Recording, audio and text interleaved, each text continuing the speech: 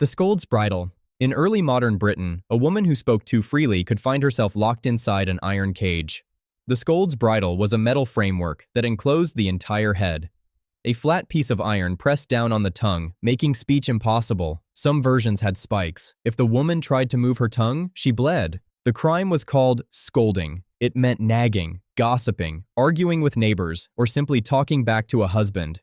Town officials would lock the bridle onto the woman's head and parade her through the streets. Crowds gathered to mock her. She could not respond, could not explain, could not defend herself. The punishment was not about pain, it was about silence. Authorities believed that a woman's words could disrupt the social order, and the bridle made the solution literal. You will not speak. The device spread across Britain and into Germany, and it remained in use until the early 18th century. Some bridles survive in museums today. They still have teeth marks on the iron. The ducking stool.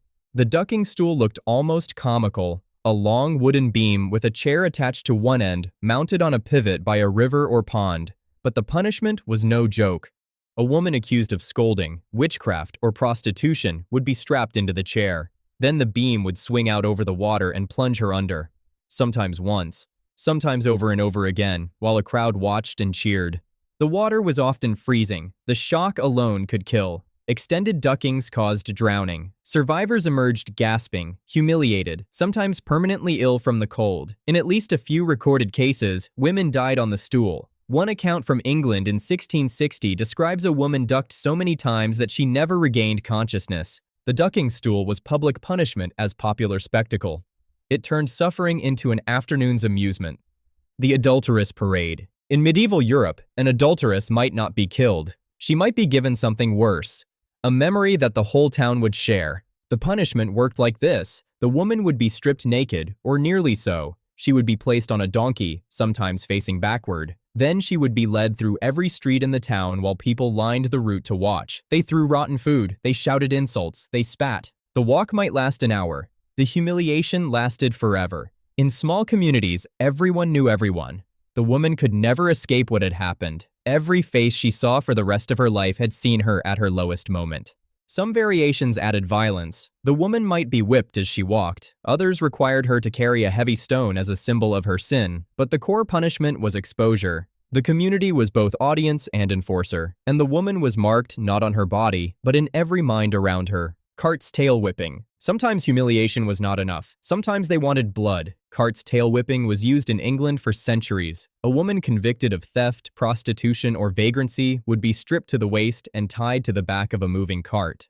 As the cart rolled slowly through town, an executioner walked behind her with a whip. The procession might cover a mile or more. By the end, the woman's back was a raw mess of torn skin and open wounds. Crowds lined the streets to watch, and the slow pace ensured everyone got a good look. The punishment was public, prolonged, and left permanent scars. Court records often specified the route and the number of lashes. Some sentences called for whipping until her back be bloody. Others set a specific count, 30, 40, 50 strokes. Survival was expected. Recovery was the woman's problem. Witch pricking. Before a woman could be executed for witchcraft, someone had to prove she was a witch. In 16th and 17th century Europe, that proof often began with a needle. Witch prickers were professionals. They traveled from town to town, offering their services for a fee. Their method was simple. Strip the accused woman naked, shave off all her hair, then examine every inch of her body for a devil's mark, a spot that would not bleed or feel pain when pricked. The prickers used long needles, sometimes with retractable tips that made any spot appear insensitive. They probed moles, scars, birthmarks, and ordinary skin. The examination could last hours. The woman had no privacy, no dignity, and no way to prove innocence. If the pricker found a mark, she was guilty. If he didn't, he might keep looking until he did. The violation was systematic, and it was just the beginning. Byzantine rhinotomy. In the Byzantine Empire, power was personal. An emperor ruled because he looked like an emperor, and a disfigured person could not sit on the throne. This created a useful loophole. If you wanted to remove a rival, especially a woman with a claim to power, you did not have to kill her. You just had to cut off her nose.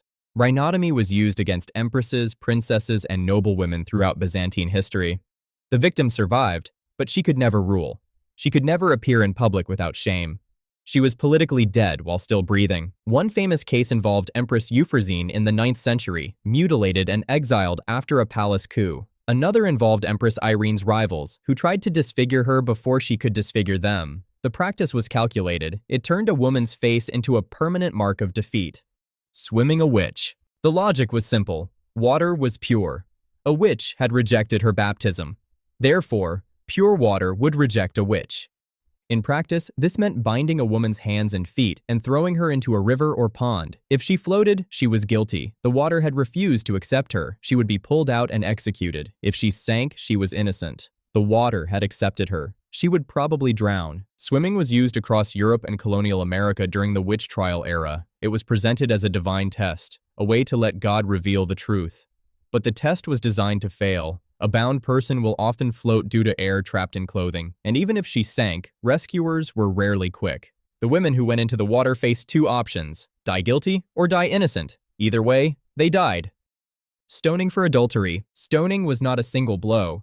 It was dozens, hundreds, thrown by neighbors, relatives, strangers, anyone who wanted to participate.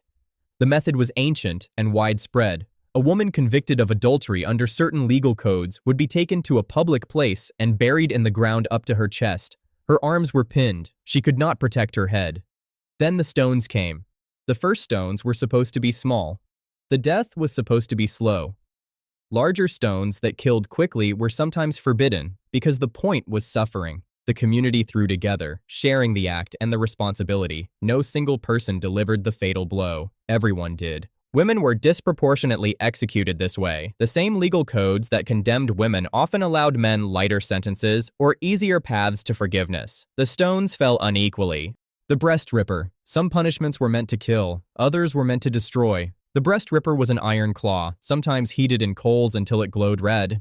It was used on women accused of adultery, heresy, or self-induced abortion. The claws would grip the flesh of the breast and tear it away. The goal was not information. The goal was mutilation. Survivors were left disfigured for life, their bodies permanently marked by what authorities called justice. Those who did not survive bled to death or died from infection. The breast ripper targeted what made a woman visibly female. It was punishment designed not just to hurt, but to unmake. Vestal virgin burial. In ancient Rome, the Vestal virgins were sacred. 6 women, chosen as children, who tended the eternal flame of the goddess Vesta. They served for 30 years. They were honored above almost all other women in Roman society. And if any of them broke her vow of chastity, she faced the worst punishment Rome could devise. A Vestal who lost her virginity could not be executed by ordinary means. Shedding her blood would offend the gods. So the Romans found another way. The condemned Vestal was dressed in funeral clothes and carried through the city on a closed litter, as if already dead. Citizens lined the streets in silence. At a place called the Campus Sceleratus, the evil field, a small underground chamber had been prepared. Inside was a couch, a lamp, a little bread, water, milk, and oil. The Vestal was lowered into the chamber. Then the entrance was sealed with earth. She was not technically killed. She was simply buried, alive, with enough provisions to prolong her awareness of what was happening. She would die in total darkness, alone, knowing that above her, the city continued on as if she had never existed. This was the most sacred punishment Rome could imagine, and it was reserved only for women. Throughout history, societies have designed countless ways to punish those who broke the rules. But punishments for women often carried something extra. A cruelty aimed not just at the body, but at womanhood itself. Voice, sexuality, dignity, and identity became targets. The message was always the same: step out of line, and we will make you an example.